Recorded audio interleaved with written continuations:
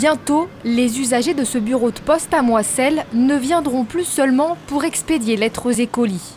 Ils pourront également pousser la porte pour réaliser diverses démarches de la vie quotidienne, car ce bureau de poste est sur le point de se transformer en maison de service au public, un lieu unique qui va concentrer des services de plusieurs organismes, la Poste, la Caisse primaire d'assurance maladie, la CAF, l'assurance retraite, mais également Pôle emploi.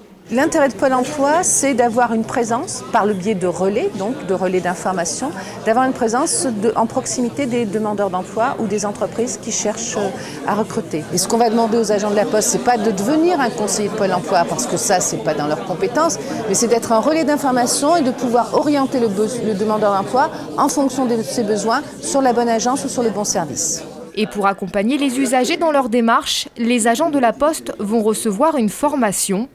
Au total, 4 bureaux de poste vont devenir des maisons de service au public dans le Val d'Oise, Moisselles, mais aussi 3 autres communes rurales situées dans le Vexin, Nesles-la-Vallée, Vigny, mais également Véteuil.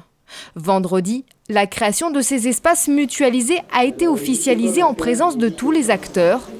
La maire de Véteuil, petite commune de près de 900 habitants, se félicite de cette transformation. Nous avons 3 transports collectifs nous permettant de venir jusqu'à Cergy.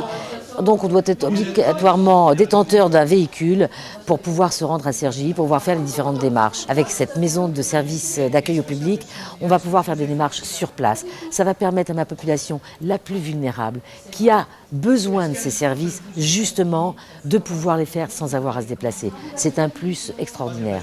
Le gouvernement s'est fixé l'objectif de créer 1000 maisons de service au public d'ici la fin de l'année. La Poste, de son côté, s'est engagée à en accueillir 500.